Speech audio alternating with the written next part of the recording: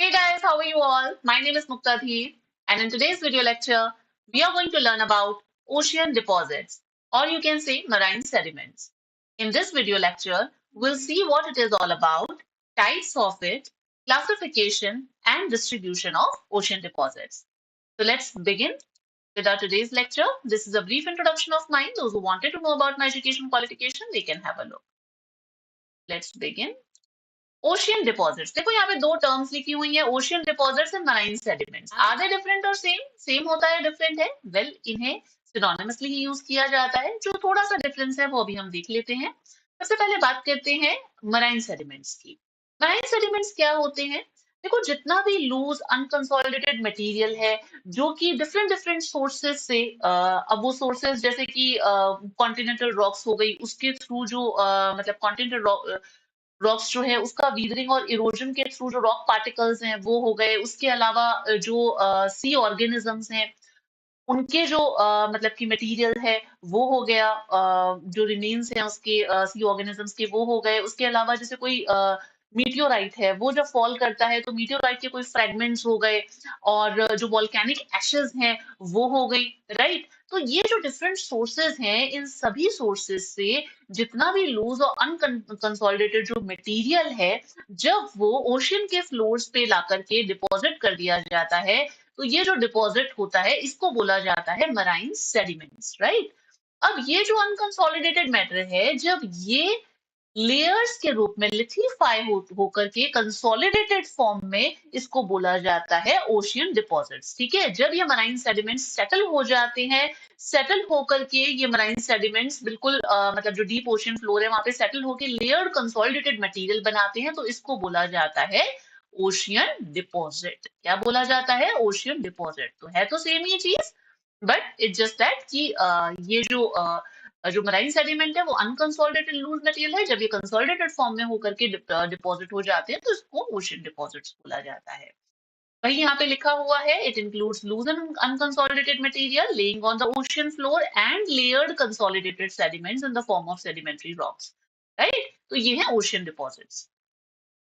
Sediments derived from the weathering and erosion of the continental rocks अभी हमने बात की कि सेडिमेंट्स जो है वो कहाँ से आएंगे अगर हम कॉन्टिनेंट्स की बात कर रहे हैं टेरिजिनस सेडिमेंट्स की बात कर रहे हैं तो वो कॉन्टिनेंटल रॉक्स जो है उनकी वीदरिंग और इरोजन की वजह से अब ये वीदरिंग और इरोजन कैसे होती है तो ये किसके थ्रू होगी ये एजेंट्स ऑफ जो ग्रेडेशंस है जैसे कि रिवर हो गई विंड हो गई ग्लेशियर्स हो गया और जो मराइन जो सी वेव्स हो गई उसके थ्रू ये ट्रांसपोर्ट करके ओशियंस के अंदर एज सच लाए जाते हैं ठीक है जो मराइन सेडिमेंट्स हैं अगर मतलब उनका जो ट्रांसपोर्टेशन सी वेव्स के द्वारा है वो बाई डायरेक्शनल होता है जैसे जब आप देखते हैं ना कि सी के द्वारा कोस्ट पे बीचेस पे भी तो मतलब सेडिमेंट्स ला करके डिपॉजिट किए जाते हैं है ना और कोस्ट से सी में भी जो मतलब कि सेडिमेंट्स है वो ले जाकर के डिपॉजिट किए जाते हैं तो ये बाई डायरेक्शनल होता है सी वे के जो सी वेव्स है उसके थ्रू जो ट्रांसपोर्टेशन होगा वो बाई डायरेक्शनल होगा कोस्ट टू सी भी होगा एंड सी टू कोस्ट भी होगा क्लियर है यहाँ तक तो ये बात है ओशियन डिपॉजिट्स और मराइन सेडिमेंट्स क्या होते हैं अब हम बात करते हैं टाइप्स ऑफ सेडिमेंट्स सेडिमेंट्स की टाइप्स कितने टाइप के सेडिमेंट्स होते हैं तो सेडिमेंट्स ब्रॉडली 4 टाइप्स के होते हैं टेरिजिनस सेडिमेंट्स बायोजिनस सेडिमेंट्स हाइड्रोजिनस जिसको कि ऑर्थोजेनिक सेडिमेंट्स भी बोला जाता है और कॉस्मोजिनस सेडिमेंट्स इन सभी के मैंने यहाँ पे एग्जाम्पल्स लिख रखे हैं इन सबको एक एक करके हम डिस्कस करेंगे तो सबसे पहले हम बात करते हैं टेरिजिनस सेडिमेंट्स की सेडिमेंट्स को बहुत ध्यान से पढ़िएगा सेडिमेंट्स में ही हम इनके डिस्ट्रीब्यूशन भी देख लेंगे क्योंकि सेडिमेंट्स आपने कवर कर लिए तो डिपॉजिट्स हो ही गया ये पूरा टॉपिक वही है ना तो टेरिजिनस सेडिमेंट्स में क्या होता है it includes the sediments of various size which are produced by weathering and erosion of continental rocks अभी हमने बात की कि जो continental rocks हैं उनकी weathering और erosion की वजह से जो डिफरेंट डिफरेंट साइज के अब ऐसा तो है नहीं कि सब एक ही साइज के होंगे अब जैसे हम देखते हैं ना जो सबसे बड़ा साइज है वो बोल्डर हो गया जो सबसे बड़ा मतलब फ्रेगमेंट हो गया रॉक का उससे छोटा कॉबल होता है उससे छोटा आपका पेबल होता है ये एक सीरीज होती है ना उससे छोटा पेबल पेबल से छोटा क्या होता है पेबल से छोटा होता है ग्रैन्यूल ग्रैन्यूल से छोटा होगा सैंड सैंड से छोटा है सिल्ट और सबसे जो स्मॉलेस्ट मतलब जो ग्रेन साइज है वो होता है क्ले का कितना ग्रेन साइज होता है इट्स लेस देन 0.004 mm तो ये इतना छोटा इतना फाइन पार्टिकल जो होता है वो क्ले का होता है ठीक है, तो वेरियस साइज के सेडिमेंट्स जो हैं वो डिपॉजिट किए जाते हैं। टेरेशियस सेडिमेंट्स कहाँ पे मेनली मिलेंगे? ये मेनली क्योंकि ये कॉन्टिनेंटल रॉक्स के इरोजन की वजह से आए हैं, तो कहाँ पे मिलेंगे? कॉन्टिनेंटल मार्जिन्स पे, कॉन्टिनेंटल शेल्फ्स पे, यहाँ पे ये आपको मिलेंगे। ठीक है, मार्जिन के अंदर ही शेल्फ स्लोप और ये आ जाता है, तो ये यहाँ पे मिलते हैं। सबसे ज्यादा अबंडेंट ये होते हैं सारे सेडिमेंट्स में। एज सच टेरिजिनस सेडिमेंट्स जो हैं वो 45% जितने भी ओशियन फ्लोर पे जितनी भी सेडिमेंट्स उसका 45% ये कवर करते हैं। मतलब 45% of all ocean floor area जो है वो कवर्ड होता है टेरिजिनस सेडिमेंट्स के द्वारा। दो इंपॉर्टेंट कॉमन कंपोनेंट होते हैं इसके अंदर, जिसके अंदर जैसे जैसे क्वार्ट्ज और क्ले। ठीक है, टेरिजिनस सेडिमेंट्स में दो इंपॉर्टेंट कंपोनेंट्स होते हैं, क्वार्ट्ज एंड क्ले। क्वार्ट्ज के डिपॉजिट्स जो है वो जनरली आपको कॉन्टिनेंटल मार्जिन्स पे मिलते हैं। टेरिजिनस सेडिमेंट्स को हमने देख लिया कि डिवाइड किया जाता है gravel, sand, silt, clay and mud में। कलर जो है इन सेडिमेंट्स का वो often red and brown colour का होता है। रेड एंड ब्राउन कलर का क्यों? क्योंकि जैसे कॉन्टिनेंटल रॉक्स जो हैं जिनके अंदर मतलब फेरस का कंटेंट ज्यादा होता है ना, तो रॉक में आयरन कंटेंट होने की वजह से जो आयरन पार्टिकल है वो जब वाटर के साथ में, जो ये वाटर है इसके साथ में जब ये मतलब कि रिएक्ट करेंगे तो वाटर के अंदर क्योंकि डिजोल्व ऑक्सीजन होती है तो ये क्या बन जाएगा? FeO, फेरस ऑक्साइड, है ना। तो फेरस ऑक्साइड जो है तो उससे एक कोटिंग जो रस्ट है वो की कोटिंग बनती है, तो इसलिए इनका जो कलर है वो रेड ब्राउन होता है। और डिफरेंट भी कलर्स होते हैं। कलर के बेसिस पे अगर हम बात करें तो टाइटनस सेडिमेंट्स में जो मरे था उन्होंने तीन टाइप से मड को डिवाइड किया था। अभी बात करते हैं उसकी। जो टाइटनस सेडिमेंट्स है यहाँ पे देख लो, इस ब्लैक एंड व्हाइट डायग्राम में आपको दिख रहा होगा, ये रिवर्स है। रिवर के थ्रू ये जो मतलब टाइटनस सेडिमेंट्स है वो यहाँ पे लाए जा रहे हैं। ठीक है, ये है। Next just terrigenous sediment. अब हम बात कर रहे थे मड की, है ना, क्योंकि इसके एग्जांपल्स हमने यहाँ पे देखे। एग्जांपल्स कौन कौन से टेरिजिनस सेडिमेंट्स के? Gravel, sand, silt, clay and mud. अब मड जो है उसको मुरे ने मुरे ने इसको डिवाइड किया था मड को तीन टाइप्स में। ठीक है, मुरे divided mud into three types. अब तीन टाइप्स कौन कौन से हैं मड के पहला एक तो है blue mud and another one is green red mud and green mud, है ना। Red mud and green mud. देखो जो ब्लू मड है वो क्या है? ब्लू मड में जनरली जो मटेरियल होते हैं जिनके अंदर आयरन सल्फाइड हुआ, ऑर्गेनिक एलिमेंट्स होते हैं, जो इस तरीके की रॉक्स होती हैं, रॉक्स जिनके अंदर फेरस का कंटेंट ज्यादा होता है, आयरन का कंटेंट जिनमें ज्यादा जो आयरन सल्फाइड का कंटेंट जिनके अंदर ज्यादा होता है, ऑर्गेनिक एलिमेंट्स इसमें ज्यादा होते हैं, तो जब उनका डिसइंटीग्रेशन होता है उसके थ्रू जो मटेरियल्स डिराइव्ड होते हैं वो ब्लू मड जो है वो बनाते हैं।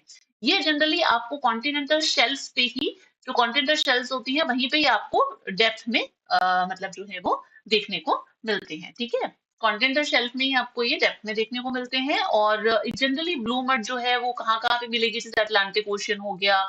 उसके अलावा मैं यहाँ पे सिर्फ मतलब की एब्रीवेशन लिख रही हूँ, आप समझ जाना। अटलांटिक ओशियन हो गया, मेडिटेरेनियन सी हो गया, आर्कटिक सी हो गया, और जो एनक्लोज सी है वहां पे आपको ब्लू मड जो है वो मिलती है।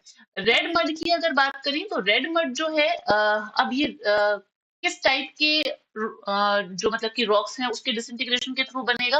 अभी हमने बात की थी जिसके अंदर फेरस ऑक्साइड ज्यादा हो गए, ब्लू मड में फेरस सल्फाइड ज्यादा था। ठीक है, इसके अंदर क्या है? यहाँ पे सल्फाइड और यहाँ पे क्या है? यहाँ पे है ऑक्साइड, फेरस का ऑक्साइड है। तो उसकी वजह से ये मतलब कि जो उसके डिसइंटीग्रेशन की वजह से ये जो मड है वो बनती है। और ये जनरली रेड मड कहाँ पे मिलती है? येलो सी हो गया, ब्राजीलियन कोस्ट हो गया, अटलांटिक ओशियंस हो गए, यहाँ पे आपको रेड मड जो है वो मिलती है। ग्रीन मड क्या है? देखो ब्लू मड जो होती है उसी का जब कलर केमिकल वेदरिंग की वजह से चेंज हो जाता है, ब्लू मड जो है ना इसी का जब कलर चेंज हो जाता है केमिकल वेदरिंग की वजह से, जब मतलब कि जब ये सी वाटर से रिएक्ट कर जाती है तो ये चेंज हो जाती है ग्रीन मड के अंदर। ये आपको जनरली पैसिफिक ओशियन हो गया, अटलांटिक ओशियन हो गया, और जो जापान कोस्ट है उसके पास में वहां पे, और अफ्रीका, ऑस्ट्रेलिया, यहाँ पे आपको ये जनरली मिल जाती है, ऑस्ट्रेलिया। ठीक है, तो ये जो है मतलब जो मड है उनके 3 टाइप्स हैं। तो अब आगे चलते हैं।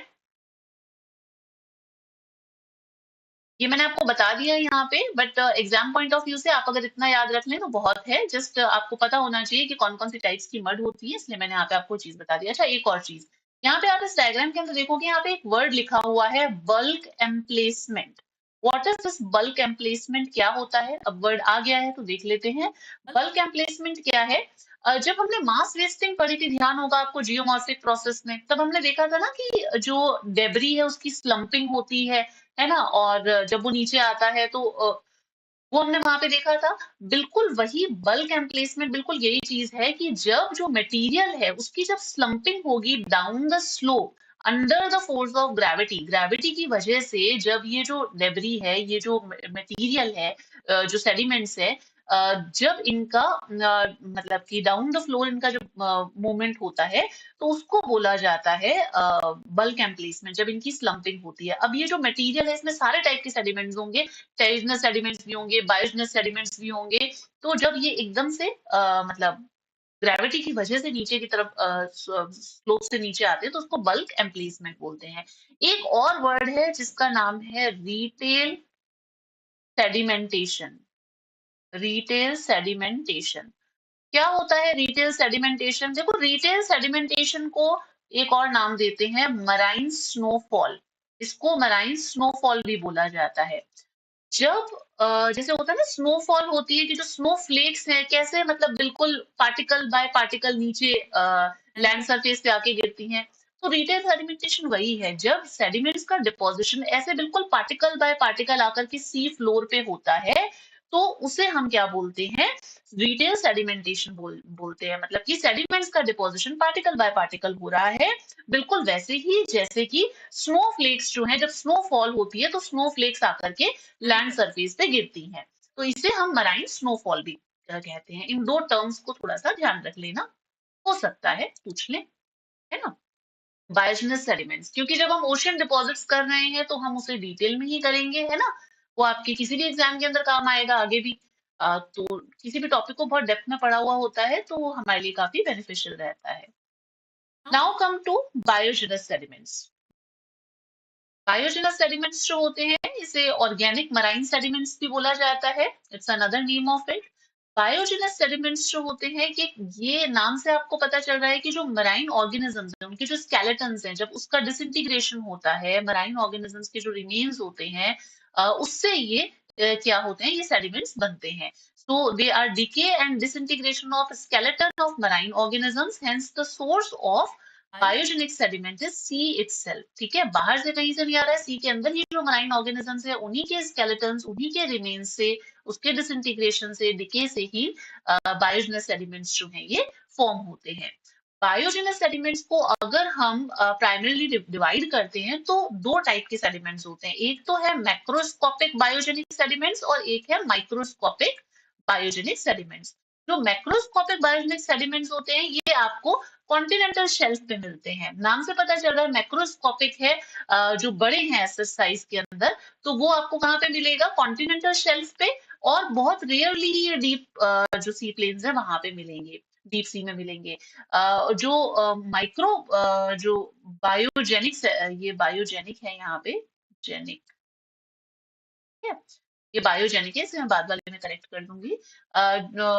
जो biogenic sediments, microscopic biogenic sediments होते हैं, ये बहुत ही स्मॉल पार्टिकल्स होते हैं, और ये जो छोटे छोटे जो सी ऑर्गेनिजम्स होते हैं, उनके बहुत छोटे जो पार्टिकल्स हैं उससे बनते हैं, बिल्कुल माइक्रोस्कोपिक साइज में बहुत छोटे होते हैं। ठीक है, ये जो शेल्स होते हैं, अब ये जो सी ऑर्गेनिजम्स हैं, ये जो बहुत टाइनी से सी ऑर्गेनिजम्स हैं, इनके जो टाइनी शेल्स होते हैं इन ऑर्गेनिजम्स के, उसको बोला जाता है टेस्ट, राइट? ये जो टेस्ट है, अब जब ये टेस्ट जो होते हैं, इसका जो सी फ्लोर्स हैं उसके ऊपर जब इनका एक्यूमुलेशन होता है, तो उससे डिफरेंट टाइप ऑफ ओजेस बनते हैं। एक वर्ड हम यहाँ पे देखते हैं, ओजेस। ये ooze होती क्या है? ooze आपने नाम मतलब सुना होगा कि ओजेस क्या होती है। ये basically single cell drifting plant like organisms होते हैं, राइट? जब ये जो ये टेस्ट है, जो ये मतलब जो ऑर्गेनिजम्स हैं, बहुत ही स्मॉल ऑर्गेनिजम्स हैं, उनके जो टाइनी शेल्स हैं, जब ये एक्यूमुलेट होते रहते हैं सी फ्लोर पे, तब ये जाकर के ऊजेस को जन्म देते हैं, ठीक है? तब जाकर के इससे ऊजेस बनती है कुल मिलाकर के। तो ऊजेस जो होती है, ये 30% ऑफ माइक्रोस्कोपिक बायोजेनिक सेडिमेंट्स होते हैं इसके अंदर, बायोजेनिक सेडिमेंट्स हैं यहाँ पे, बायोजेनिक सेडिमेंट्स, राइट?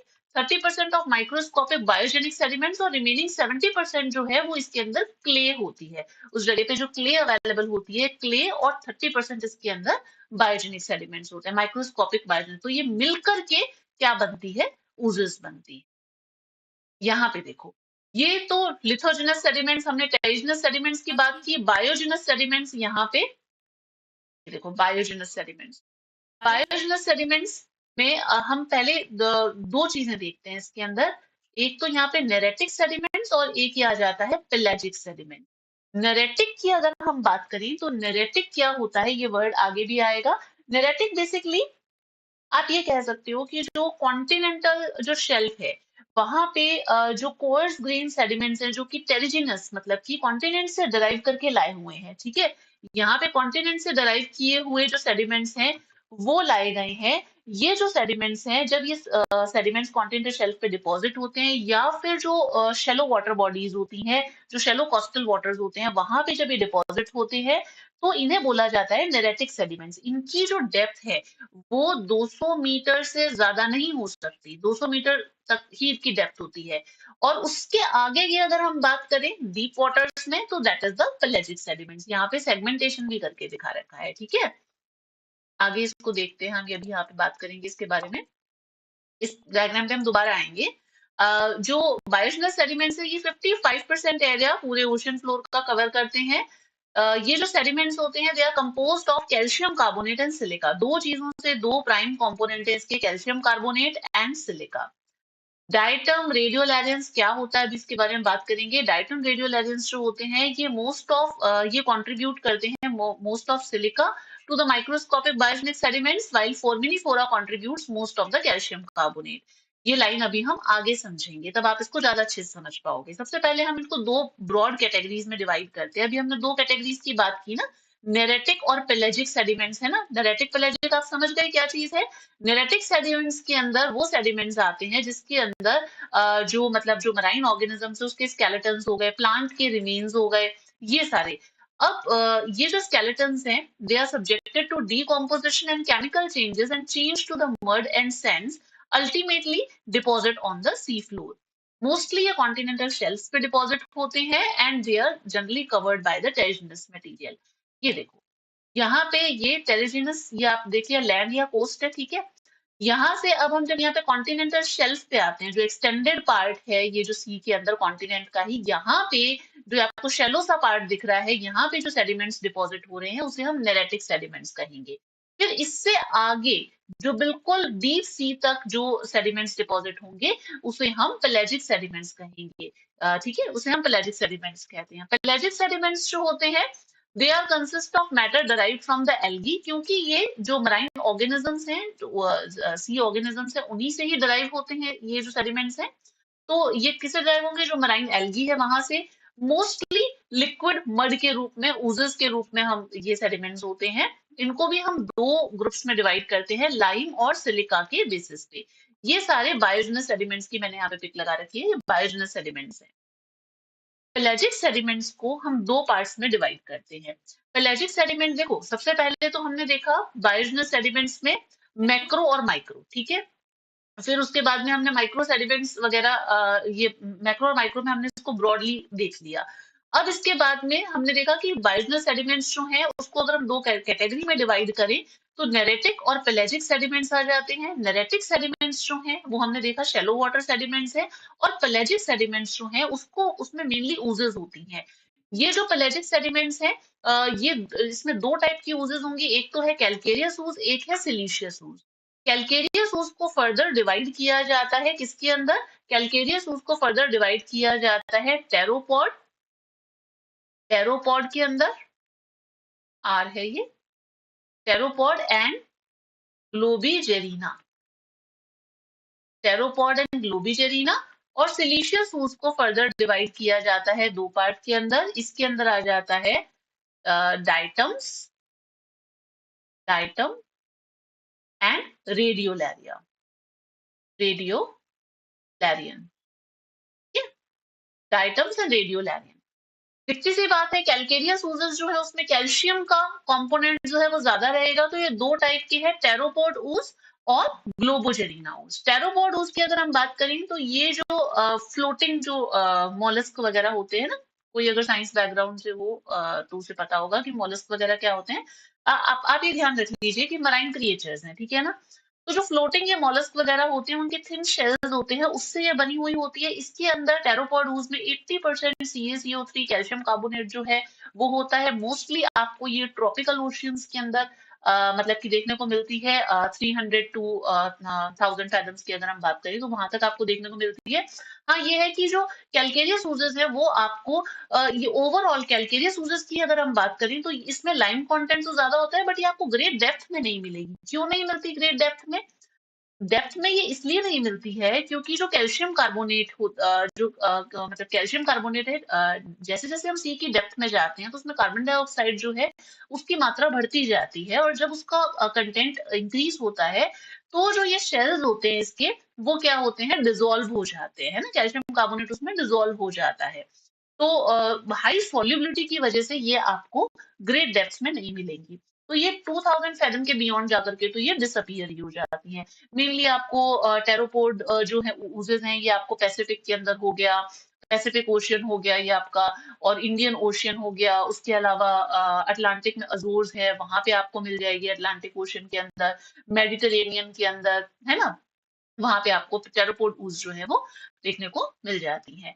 अगर हम ग्लोबोजेरिना की बात करें तो ग्लोबोजेरिना में देखो क्या है कि ग्लोबोजेरिना जो oozus हैं ये आपको जो फोर्मिनीफेरा होते हैं, ये सिंगल सेल्ड एनिमल्स होते हैं, इनको क्रिएचर्स बोला जाता है, फोरामिनीफेरा। सिंगल सेल्ड एनिमल्स जो होते हैं फोरामिनीफेरा, ये उसकी मतलब कि उससे बनती हैं, उनके जो शेल्स होते हैं फोरामिनीफेरास के, वेराइटी ऑफ ये जो फोरामिनीफेरा है, इससे इसके जो शेल्स वगैरह होते हैं इससे बनती हैं ग्लोबोजेरिना oozus। ग्लोबोजेरिना oozus जो है, जब ये जो डिपॉजिट्स होते हैं जब ये बिल्कुल ड्राई हो जाते हैं, सूख जाते हैं, तब ये बिल्कुल इनका कलर जो है पाउडर जैसा, ये बिल्कुल व्हाइट कलर के पाउडर से हो जाते हैं। कई बार इनका डिफरेंट कलर भी होता है, बट वैसे पाउडर जैसे हो जाते हैं। ये आपको ट्रॉपिकल के अलावा ये टेम्परेट जोन्स में भी मिल जाती हैं ग्लोबोजेरिना जो है, ठीक है, टेम्परेट जोन्स के मिल जाती है। इसके अलावा जो हमारा इंडियन ओशियन है उसकी जो कॉन्टिनेंटल शेल्फ है ईस्टर्न और वेस्टर्न कोस्ट की, वहां पे आपको मिल जाएंगी। उसके अलावा ईस्टर्न पैसिफिक के अंदर जो ग्लोबोजेरिना oozus हैं वो मिल जाती हैं। ये भी आपको, इसकी भी जो डेप्थ होती है वो 2002, वही बहुत ज्यादा गहराई में नहीं मिलेगी, मतलब बट टेरोपॉड से आपको थोड़ा ज्यादा गहराई में ही मिल जाती है, और पर बहुत ज्यादा डेप्थ में नहीं। ठीक है, 47% अगर हम बात करें तो पूरा जो डीप ओशन फ्लोर है, जो global deep ocean deep sea deposits हैं उसको, उसमें ग्लोबोजेरिना होती है। सिलीशियस ooze की बात करें तो सिलीशियस oozus के अंदर सिलिका का कंटेंट, सिलीशियस से नाम से पता चल रहा है कि इसके अंदर सिलिका का कंटेंट जो है वो ज्यादा होगा, सिलिका डोमिनेट करेगा। इसके अंदर डाइटम्स और रेडियोलैरियंस होते हैं, जो मेनली जो बेंथिक जो एनिमल्स होते हैं, स्पॉन्जेस वगैरह हो गए, वो ज्यादा हैं। सिलीशियस oozus जो है वो आपको बिल्कुल कोल्ड वाटर्स के अंदर, वैसे ये वार्म वाटर में मिलती है, बट डेप्थ पे मिलती है, और डेप्थ में तो पानी ठंडा ही होता है, तो कोल्ड वाटर्स के अंदर ये आपको आराम से मिल जाती है, और वार्म वाटर्स में भी मिलती है, बट ये ग्रेटर डेप्थ पे भी मिलती है सिलीशियस oozus, ठीक है। डाइटम्स की अगर हम बात करें तो डाइटम्स जो होते हैं बहुत ही माइक्रोस्कोपिक प्लांट जैसे, मतलब जिसके अंदर सिलिका का कंटेंट ज्यादा होता है, तो उन शेल से ये बने हुए होते हैं डाइटम्स oozus। इसके अंदर कुछ क्ले का कंपोनेंट भी होता है। उसके अलावा ये हाई लैटिट्यूड पे आपको मिलती हैं, हाई लैटिट्यूड पे जो डेप्थ है, ग्रेट डेप्थ लिख देती हूँ यहाँ पे, ग्रेट डेप्थ में ये मिल जाती है, ठीक है। और उसके अलावा जैसे ये अंटार्कटिक हो गया, वहां पे पैसिफिक के अंदर जो अलास्का से जापान की बात करें वहां तक मिलती है, तो डाइटम्स oozus आपको वहां पे मिल जाती हैं, ठीक है। डाइटम्स आपको वहां मिल जाते हैं। रेडियोलैरियन oozus की बात करें तो रेडियोलैरियंस जो हैं वो रेडियोलैरिया और फॉर्मिनीफेरा के जो शेल्स हैं उसी से बना हुआ होता है। बिल्कुल जब ये मतलब सूख जाता है, ड्राई हो जाता है, तो एक डर्टी ग्रे पाउडर के रूप में ये बन जाता है। इसके अंदर लाइम का जो कंटेंट है वो क्या होगा, लाइम इसके अंदर डिक्रीज होता है। जैसे जैसे डेप्थ इंक्रीज होती जाएगी, लाइन क्या होता जाएगा, कम होता जाएगा, क्योंकि बाद में नीचे आप ग्रेट डेप्थ पे चले जाओगे तो बिल्कुल ही डिसअपियर हो जाएगा। ये आपको 2000 टू 5000 फैथम्स पे ये आपको की डेप्थ पे आपको ये मिलते हैं, ठीक है। फैथम्स की डेप्थ पे आपको ये मिलते हैं ट्रॉपिकल ओशंस में, ट्रॉपिकल ओशंस के अंदर। उसके अलावा पैसिफिक ओशन के अंदर ये जो लार्जेस्ट एरिया है वो कवर करते हैं। ये जो रेडियोलैरियंस है ये ऑलमोस्ट इनसिग्निफिकेंट है। मतलब आप ये कह सकते हो कि केवल 3% ही जो ओशियन का सी डिपॉजिट्स है, ये मतलब डीप सी डिपॉजिट्स, तो केवल 3% ही ये कवर करते हैं। ये डिपॉजिट्स होते हैं रेडियोलैरियंस, ठीक है। तो रेडियोलैरियंट आइटम्स की बात हो गई। अगर बहुत ज्यादा डिटेल में आपके उतना ज्यादा नहीं है, आप एग्जाम के हिसाब से देख लीजिएगा।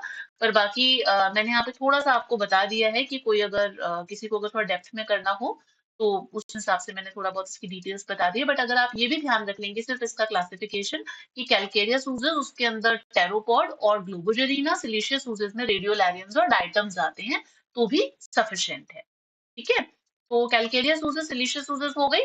देन उसके बाद में नाउ कम टू हाइड्रोजनस या ऑक्सीजेनिक सेडिमेंट्स। हाइड्रोजनस ऑक्सीजेनिक सेडिमेंट्स क्या होते हैं? देखो, हाइड्रोजनस ऑक्सीजेनिक सेडिमेंट्स जो होते हैं इसके अंदर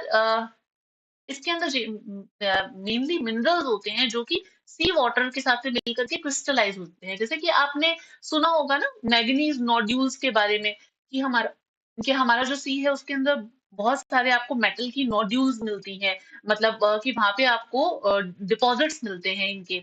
और मतलब इसके एक्सट्रैक्शन को लेकर के भी काफी काम चल रहा है। और तो ये जब जब ये मिनरल्स जो है ये सी वाटर से क्रिस्टलाइज हो जाते हैं, तो ये धीरे-धीरे क्या होते हैं, सी फ्लोर पे ऐसे एक्यूमुलेट होना शुरू हो जाते हैं। बहुत धीरे-धीरे इनका एक्यूमुलेशन होता है, इसे बोला जाता है हाइड्रोजनस या ऑक्सीजनिक सेडिमेंट्स, ठीक है। इसमें हम बात करते हैं, इसमें मैग्नीज नोड्यूल्स आ गई, फॉस्फेट्स, कार्बोनेट्स की अगर अब बात हो गई वो हो गए, मेटल सल्फाइड्स, इवेपोराइट्स, सॉल्ट के जो होते हैं वो इसके अंदर आ जाते हैं। मैग्नीज नोड्यूल्स बेसिकली क्या है, मैग्नीज नोड्यूल्स जो है वो एक मिनरल्स का एक कॉम्प्लेक्स मिक्सचर सा होता है जो कि बहुत धीरे-धीरे सी फ्लोर पे ऐसा डिपॉजिट होता है। इनकी इकोनॉमिक सिग्निफिकेंस बहुत ज्यादा है। और ये पूरे ओशन फ्लोर का लेस देन 1% एरिया ही कवर करते हैं। यहाँ पे देखते हैं इस डायग्राम के अंदर इसको। यहाँ पे देखो, पॉलीमेटालिक नोड्यूल्स नाम सुना होगा ना हमने। पॉलीमेटालिक नोड्यूल्स मतलब डिफरेंट डिफरेंट मेटल्स की नोड्यूल्स जो होती हैं, ये जो दिखा रखी है, ये सारे पॉलीमेटालिक नोड्यूल्स के डिपॉजिट्स दिखा रखे हैं, जो ब्लू कलर से दिखा रखे हैं ना, ये पॉलीमेटालिक नोड्यूल्स हैं ओशन वाटर्स के अंदर। ये पैसिफिक ओशन में अभी हम देख रहे हैं। और ये आपका अटलांटिक ओशन के अंदर आ जाएगा, राइट। ये इंडियन ओशन, ये आपका अटलांटिक ओशन के अंदर। यहाँ पे पॉलीमेटालिक नोड्यूल्स ये इस तरीके से रियल लाइफ में ना ये आपको इस तरीके से दिखाई देंगी, सी फ्लोर पे बिल्कुल डिपॉजिट हुई।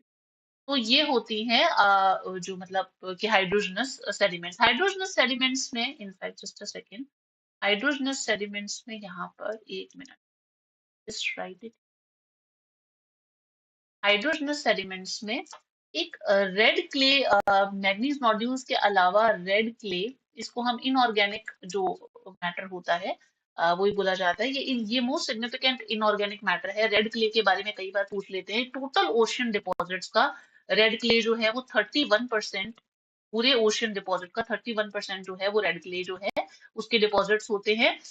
ये डीप सी डिपॉजिट्स का लार्जेस्ट एरिया जो है वो कवर करती है। इसके अंदर आपको ये बने हुए किससे होते हैं, जैसे एल्यूमिना के सिलिकेट्स हो गए, आयरन के ऑक्साइड्स हो गए, कुछ जो मतलब जो वॉल्केनिक मटेरियल होता है उसके डिकम्पोजिशन से भी ये बनती है, ठीक है। जो रेड क्ले है उसके अंदर रेडियो एक्टिव सब्सटेंस बहुत ज्यादा होता है। रेडियो एक्टिव इसके अंदर सब्सटेंस जो है बाकी किसी भी मराइन डिपॉजिट से वो इसके अंदर काफी ज्यादा होते हैं, हाई होते हैं, ठीक है।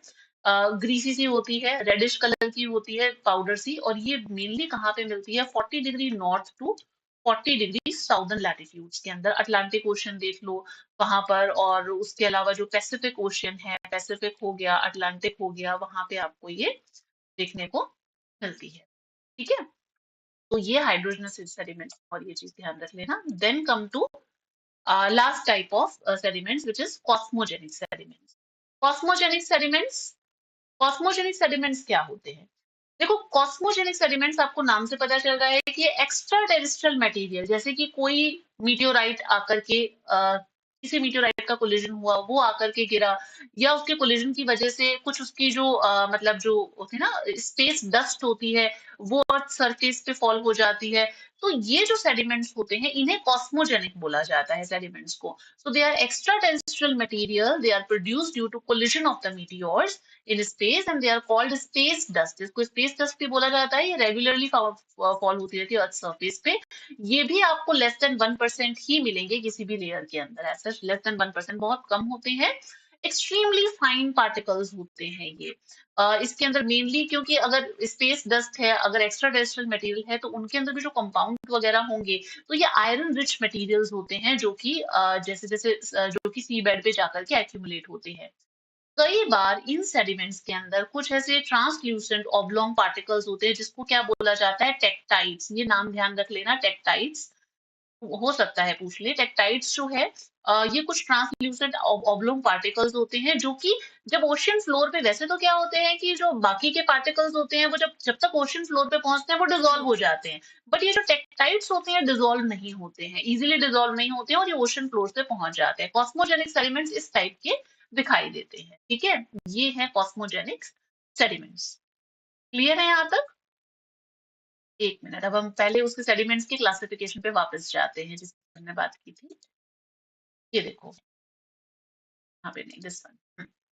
हमने टेरिजिनस सेडिमेंट्स देख लिए, उसके एग्जांपल्स देख लिए थे। बायोजिनस में कैलकेरियस, टेरोपॉड, ग्लोबोजुलिना ooze आ गई। सिलिशियस ooze के अंदर कौन सी आ गई, रेडियोलैरियन और डायटम्स आ गई। ठीक है, ये कैलकेरियस के अंदर है और ये सिलिशियस के अंदर आ जाएगी। अब यहाँ पे इसमें देखते हैं, ये देखो हमने टेस्ट की बात की थी, टेस्ट की, एक मिनट यहाँ, टेस्ट की बात की थी, ये सिलिशियस टेस्ट है ना, ये कैलकेरियस, और ऊजेस देखो यहाँ पे, ये सिलिशियस ऊजेस और ये कैलकेरियस ऊजेस, है ना। वार्म वाटर के अंदर कैलकेरियस, तो और जो सिलिशियस टेस्ट है कोल्ड वाटर के अंदर, यहाँ पे ये ड्राई होती है। डन यहाँ तक। हाइड्रोजनस, हाइड्रोजनस में हमने देख लिया, मैग्नीज नोड्यूल्स हो गई, फॉस्फेट ओलाइट्स हो गए, मेटल सल्फाइड, जिप्सम हेलाइट्स, मतलब ये जितने भी ये मेटल्स जो है, जब इनका मतलब कि ये एज सच रिएक्ट करते हैं सी वाटर के साथ में, देन फिर डिपोजिशन होकर के मटेरियल बनता है। कॉस्मोजेनिक में आयरन निकल मीटियोराइट्स, मतलब मीटियोराइट कुछ वो हमने देखा कि मीटियोराइटिक डस्ट डस्ट वगैरह की वजह से जो आते हैं, वो मटेरियल्स होगा इसके अंदर। Now come to classification of deposits. अब हम बात करेंगे ओशियन डिपॉजिट्स के क्लासिफिकेशन की। हम इन सब चीजों की बात ऑलरेडी सेडिमेंट्स में कवर कर चुके हैं। अब हम क्लासिफिकेशन एक बार जस्ट देख लेते हैं। देखो एक थे सर जॉन मुरे, जिनकी हमने वो देखा, मड का जिन्होंने क्लासिफिकेशन भी किया था, जॉन मरे हो गए, और उसके अलावा ए एफ रेनाल्ड। ठीक है, जॉन मरे एंड ए एफ रेनाल्ड, इन्होंने मराइन सेडिमेंट्स का क्लासिफिकेशन जो है वो दिया था। अब क्लासिफिकेशन जो है वो तीन बेसिस पे इसको क्लासिफाई किया, थ्री बेसिस पे। एक तो लोकेशन के बेसिस पे, डेप्थ ऑफ ओशियन वाटर के बेसिस पे, ओरिजिन ऑफ सेडिमेंट्स के बेसिस। अगर हम लोकेशन के बेसिस पे देखें तो टेरिजिनस और पेलेजिक टाइप ऑफ सेडिमेंट्स होते हैं। टेरिजिनस सेडिमेंट्स में ब्लू मड आ जाएगी, रेड मड आ जाएगी, ग्रीन मड बात कर चुके हैं, कोरल मड, वॉल्केनिक, मतलब जो इनसे जो बनी हुई जो मड है वो ग्रेवल सैंड ये आ जाते हैं। पेलेजिक डिपॉजिट्स की अगर हम बात करते हैं तो उसमें रेड क्ले आ जाएगा, जो कि एक इनऑर्गेनिक डिपॉजिट है। रेडियोलैरियन, डायटम, ग्लोबोजेरिना, टेरोपॉड, ये सारे के सारे ऑर्गेनिक डिपॉजिट्स हैं। फिर हम बात कर चुके हैं इन सबकी, जस्ट मैं यहाँ पे आपको एक ही क्लासिफिकेशन बता रही हूँ, क्योंकि सेडिमेंट्स में सब चीजें पढ़ी जा चुकी हैं। डेप्थ ऑफ ओशियन वाटर, उसमें डीप सी और शेलो सी जो है मतलब ओशियन वाटर, उसके हिसाब से हम इसको डिवाइड करते हैं। डीप सी में तो पेलेजिक आ जाते हैं, और टेरिजिनस सेडिमेंट्स जो है वो मतलब जो कॉन्टिनेंटल शेल्फ है वहां पे भी होते हैं, और वहां से नीचे डीप सी में भी जाते हैं। ठीक है, हम देखते हैं ना इस तरीके से, ऊपर भी होते हैं सेडिमेंट्स के और नीचे डीप सी में भी जाते हैं। शेलो सी के जो सेडिमेंट्स हैं, ग्रेवल हो गया, सैंड और मड हो गया। लिटोरल की अगर हम बात करें तो लिटोरल के अंदर शोर डिपॉजिट और शेल्फ डिपॉजिट आते हैं, शैलो वाटर की बात कर रहे हैं। और ये अपने जो सेडिमेंट्स का ओरिजिन है उसके बेसिस पे हमने इसको तीन पार्ट्स में डिवाइड किया है ना, लिटोरल, हेमीपेलेजिक और यूपेलेजिक। लिटोरल में तो शोर और शेल्फ के आ गए डिपॉजिट्स। हेमीपेलेजिक के अंदर आ जाते हैं ग्रीन मड, कोरल मड और वोल्केनिक मड। यूपेलेजिक के अंदर आ जाते हैं red clay, radiolarian ooze, globigerina ooze and pteropods ooze। जो हमने बात की बस उसी को हमने यहाँ पे डिफरेंट टाइप्स के उसमें के बेसिस पे हमने उसको क्लासिफाई कर दिया। I hope it is clear, ये सब चीजें डिस्कस की जा चुकी। सेडिमेंट्स का डिस्ट्रीब्यूशन, सेडिमेंट का डिस्ट्रीब्यूशन भी हम जहाँ पे सेडिमेंट देखे तो हमने देख लिया कि वो कहाँ पे मिलते हैं। एक बार और थोड़ा सा देख लेते हैं। यहाँ पे कॉन्टिनेंटल शेल्फ के जो सेडिमेंट्स होते हैं उनको नेरेटिक सेडिमेंट्स बोलते हैं। प्राइमरली इसके अंदर टेरिजिनस मटेरियल होता है। जो ग्रेट प्रोपोर्शन है डीप सी सेडिमेंट्स का वो बायोजिनस ओरिजिन का रहता है।